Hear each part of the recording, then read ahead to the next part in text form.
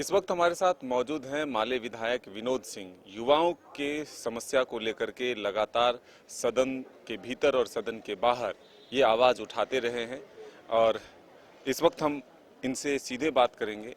झारखंड के युवा अभी भी आंदोलनरत हैं। पंचायत सचिव अभ्यर्थी जो हैं वो लगातार राजभवन के पास 73वें दिन बैठे हुए हैं, लेकिन उन्हें कोई ठोस आश्वासन नहीं मिल रहा है। महंगाई की मार लोगों को झेलना पड़ रहा है। क्या कहेंगे आप? बिल्कुल, सिर्फ झारखंड नहीं, लगातार अगर आप देखिएगा तो आज सबसे सवाल है युवाओं के सामने रोजगार का। और जिस तरीके से पहले लोगों को सार्वजनिक संस्थाओं पे रहती थी, लेकिन जिस तरीके से केंद्र की सरकार एनएमपी लागू कर रही है, रेलवे हो, खदान हो, बैंक हो, तमाम नेशनल मोनेटाइजेशन पाइपलाइन चला रही है। अब लोगों को राज्य सरकार से नियुक्तियों की उम्मीद रही, लेकिन झारखंड में खास करके देखेंगे तो नीति नियमावली के चक्कर में जो परीक्षाएं लोग नियुक्तियां लगभग मिलनी तय थी, उससे भी लोग बाट जो हो रहे हैं। सही आपने कहा, एक तरफ राजभवन में लोग धरने में बैठे हुए हैं, तो दूसरी तरफ देखेंगे तो 10,000 से ज़्यादा पोषण सखी आज अपनी रोजगार, अपनी आजीविका छीन जाने के लिए परेशान है। और इसीलिए हमने कहा, और जो इस पूरे सदन में भी चला मार्च वाले पूरे बजट सत्र में, कि सरकार रोजगार के मसले को हल करे, राज्य में नियुक्तियां करे। और राज्य के युवाओं ने ही भाजपा सरकार के खिलाफ, रघुवर के खिलाफ इनको चुना है, उनकी भूमिका रही है। इसलिए न सिर्फ नियुक्तियां हो, बल्कि नियुक्तियां झारखंड के हितों को देख करके, झारखंड के स्थानीय मूलवासियों को हित को लेकर के नीतियां बने। पारा शिक्षक के समाधान तो सरकार ने निकाले, लेकिन वहीं कई और भी जो नियोजन पर हैं बहाल, वो हतोत्साहित हो रहे हैं। सहायक पुलिसकर्मी ने एक सुसाइड कर लिया दुमका में। सहायक पुलिसकर्मी का मामला है, अभी 10,000 से ज्यादा पोषण सखी हैं, मनरेगा कर्मी हैं, या अभी आप देखें कि जो कोविड के समय में सबसे ज्यादा मेहनत से काम करने वाले एएनएम है, 15 साल हो गई हैं उनकी नियुक्तियां होते हुए। जिनकी कम हुआ है वह भी 10 साल, और अब उनको कहा जा रहा है कि भाई वैकेंसी निकलेगी तब उसको स्थायी किया जाएगा। वो कार्य कर रहे हैं, उनकी ज़रूरत है, तो उन पदों को सरकार जो है क्रिएट करके उनकी जो है अस्थायी बहाली की जानी चाहिए। एक अलग सवाल आपसे विनोद जी, झारखंड में इन दिनों सियासी गर्मी बढ़ चुकी है। राजभवन जाती हैं जेएमएम के विधायक सीता सोरेन।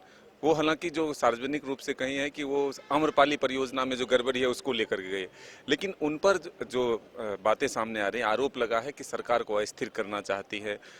तो क्या लगता है कि वो सरकार को क्या स्थिर करना चाहती है, ना ही तो सरकार जानेगी और ये जो कर रहे हैं वो जानेंगे, उस पर नहीं मसला है। लेकिन ये बात सही है कि पहले तो चुनावों से सरकार बनती थी, बिगड़ती थी, लेकिन भारतीय जनता पार्टी जब से केंद्र में और मजबूत हुई है, तो जहां भाजपा की सरकार नहीं है वहां वो चुनावों की मोहताज सिर्फ नहीं रहती है।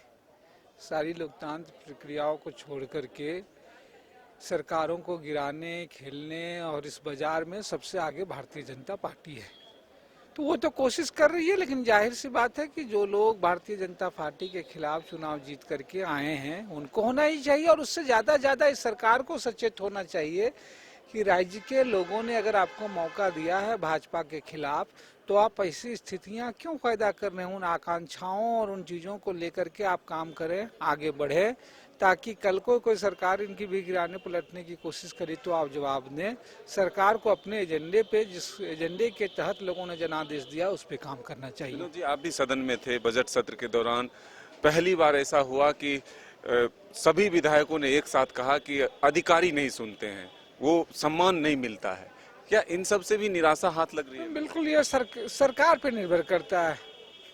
हमने इसीलिए कहा, एक बात कहा कि भाई पिछले भाजपा सरकार में पहचान थी पुलिसिया जुल्म की, लोगों पे गोली की, लाठीचार्ज की, राजद्रोह का मामला का, सामूहिक नरसंहार का। आपके यहाँ सामूहिक आने के बाद सामूहिक नरसंहार तो नहीं हुए, लेकिन इक्का दुक्का थानों में उत्पीड़न और ये सब की घटनाएं घटी हैं, बढ़ी हैं। आप निश्चित रूप से सहानुभूति दर्ज करते हैं, कई मामलों में मुआवजा भी दर्ज किए हैं, लेकिन दोषियों पे कार्रवाई का मसला हो तो आपके भी शासनकाल में गौन है। हमने कहा पिछले दिनों चाहे लातेहार के थाने में हुआ हो, बोकारो हुआ हो, धनबाद में हुआ हो, तो सिर्फ सहानुभूति ही नहीं बल्कि जो दोषी लोग हैं, अधिकारी हैं, चाहे भ्रष्ट अधिकारियों का मामला हो, चाहे दोषी पदाधिकारियों का उत्पीड़न का मामला हो, उन पे कार्रवाई के बिना ये न्याय अधूरा है। तो ये विनोद सिंह थे, जिनका साफ तौर पर कहना है कि राज्य के युवाओं के लिए सरकार को जल्द से जल्द ठोस कदम उठाना चाहिए। यहाँ के स्थानीय लोगों को कैसे लाभ मिले इस दिशा में काम करना चाहिए। साथ ही उन्होंने राज्य में जो सियासी सरगर्मी है उस पर कहा कि सरकार को भी जन आकांक्षाओं को पूरा करना चाहिए ताकि इस तरह के माहौल ही ना बने। हालांकि बीजेपी पर भी उन्होंने निशाना साधा कि वो चुनाव का इंतजार नहीं करते, जब से केंद्र में मजबूत हुए हैं जहां भी उनकी सरकार नहीं होती वो प्रयास करते रहते हैं। अपने सहयोगी हृदय के साथ मदन सिंह, न्यूज़ 22 रांची।